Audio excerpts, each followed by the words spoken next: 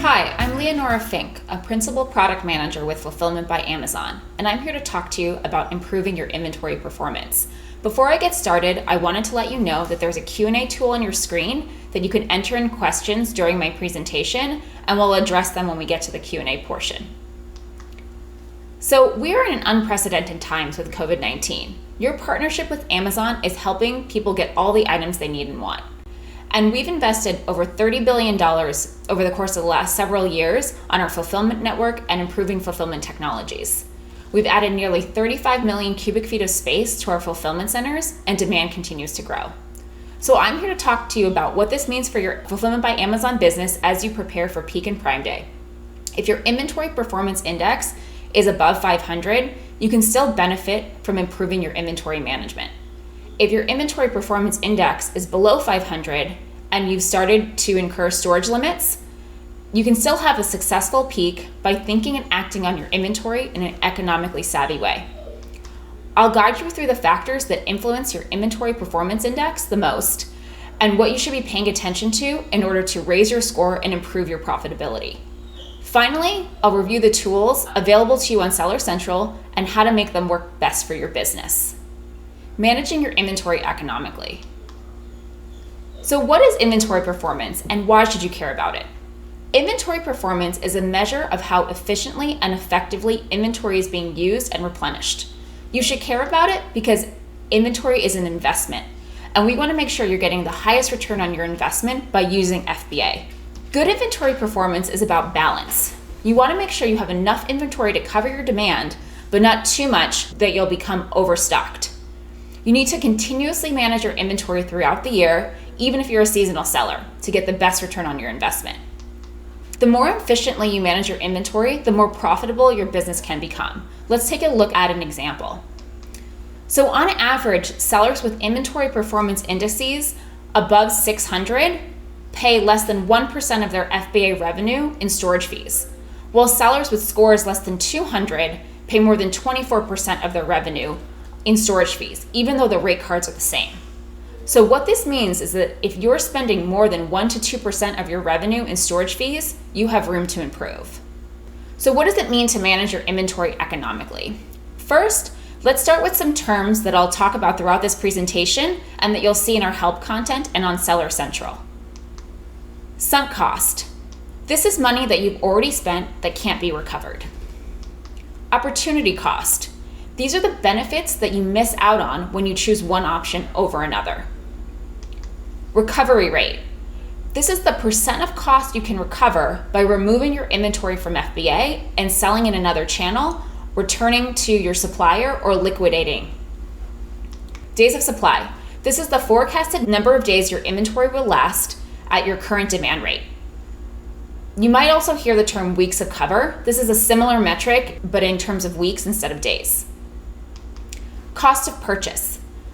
This is what you paid for a unit of inventory from your supplier.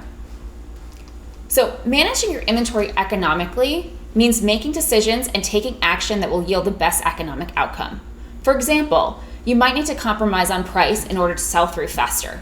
You want to maintain the right levels of inventory relative to your demand and see what you're paying in fees in order to maintain that demand. You want to be thinking about your long-term strategy instead of short-term gains. Read the signals on what you need to double down on versus changing your strategy. For example, let's say you have a product you've marked down several times and you're still not seeing any sales. You might want to consider removing that product. If you liquidate it now, you can recover some of that cost and reinvest it in products that customers want to buy. Improving your inventory performance index and why it matters. So let's do a quick recap of the Inventory Performance Index, or IPI. This is a metric that measures how well you manage your FBA inventory. Think of it like a credit score for your FBA business. It looks at how well you drive sales by stocking popular products and how efficiently you manage your on-hand inventory. It doesn't mean having a perfect in-stock rate all the time. What it does mean is that you should try the following tactics to improve your performance. You should reduce excess inventory by marking down, creating outlet deals on aged and overstock products. You should increase your sell-through, consider advertising on new products as a way to increase visibility, and balancing your weeks of cover relative to your sales. You should fix listings that are not buyable. By holding onto inventory that's incurring fees with no possibility of sale, eats away at your profits. You should increase sales by restocking fast-moving products and ensuring you have enough inventory to cover the demand of those products. A few more tips on your IPI score. On the inventory performance dashboard, you'll see these metrics. These metrics update daily, but your inventory performance index updates weekly. So even though you take action today, it might take some time before it's reflected in your score. Secondly, as you know, in July, we increased the inventory performance index threshold for storage limits to 500. Now that might be high to achieve, but even increasing your score without getting to 500 has a lot of benefits.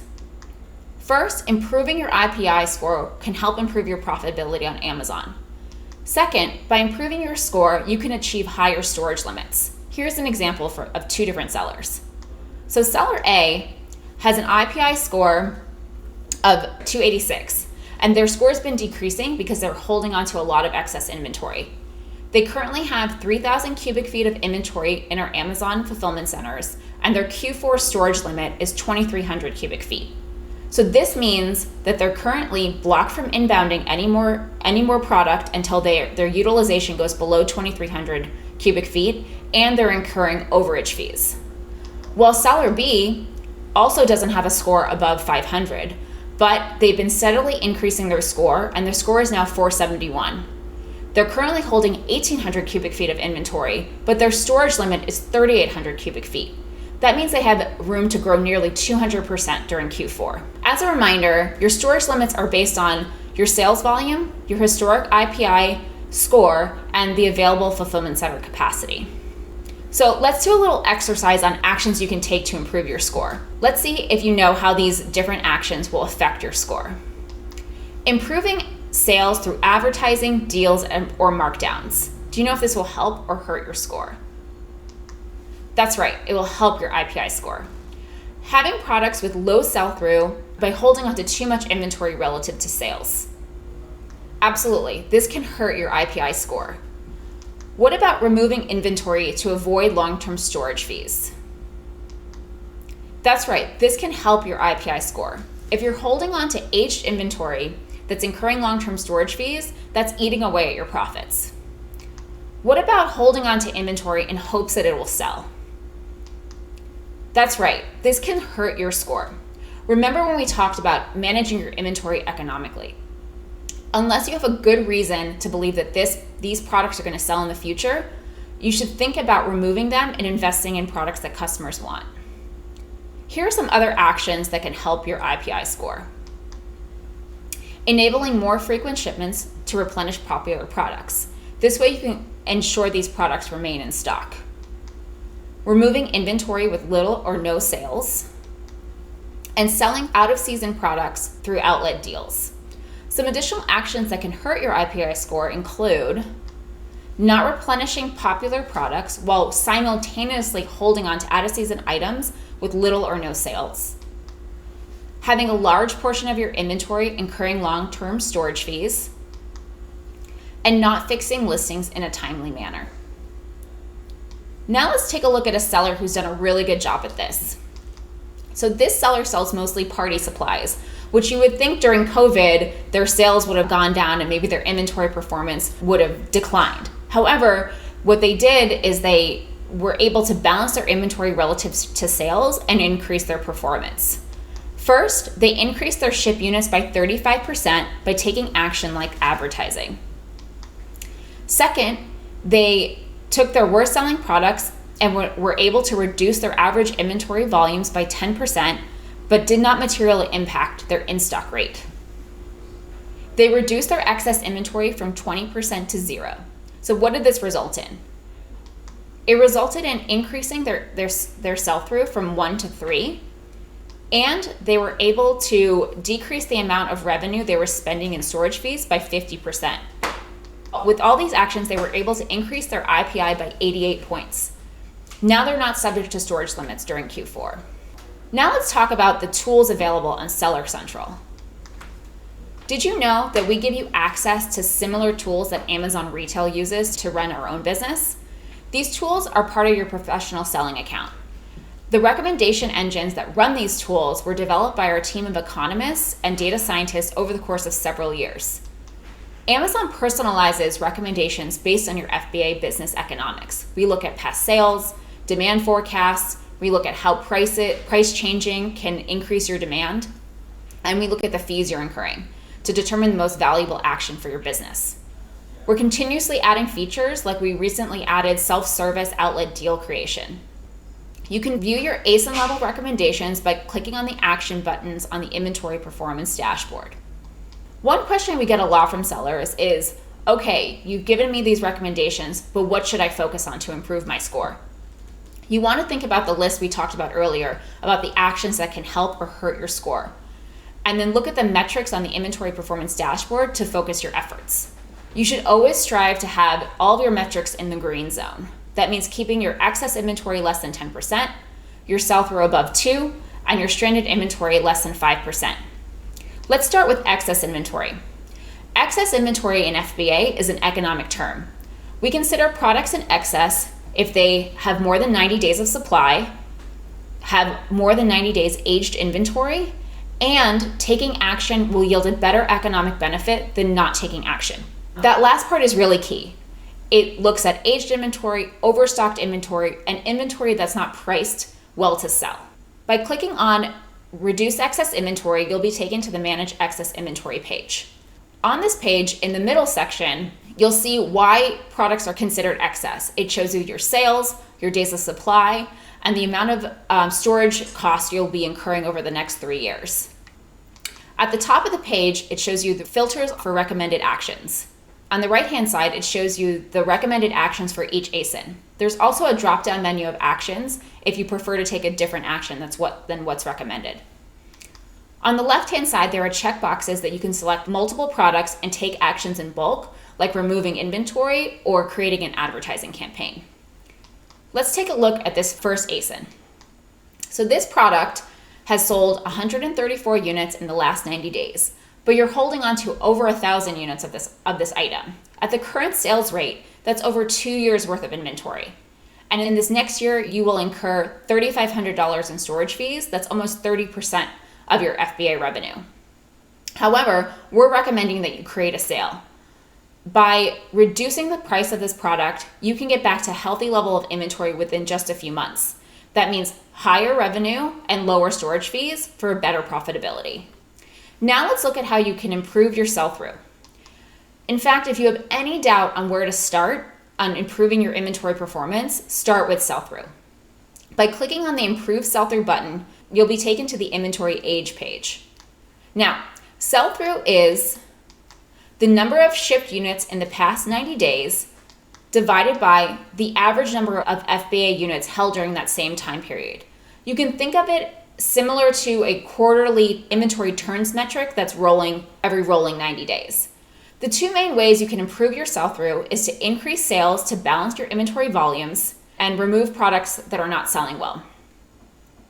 Once on the Inventory Age page, you can see your ASIN level sell-through and the aged buckets of your inventory. You want to start with the products that have the lowest sell-through and the most units in those aged buckets.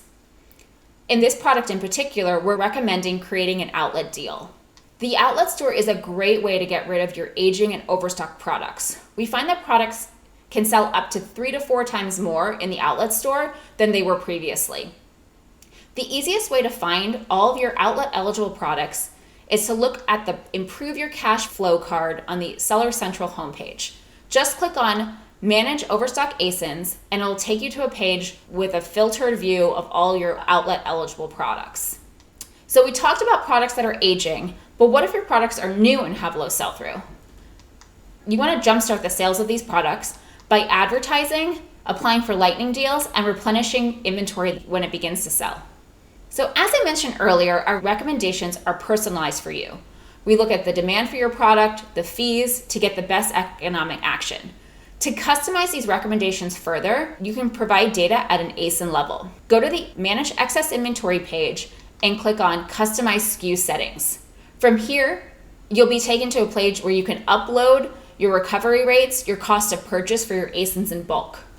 So I hope I've given you some good insights on how to manage your FBA inventory economically, how to improve your IPI score, and how to use the tools on Seller Central to do so. I wanted to leave you with some additional resources to learn more. First, I would encourage you to check out my colleagues' presentations on restocking inventory and fixing stranded inventory. There's also a lot of helpful help pages with FAQs on your inventory performance, storage limits, and our policy changes, as well as Seller University videos on all the different metrics on the inventory performance dashboard. Thanks so much for your time, and we'll open it up to questions.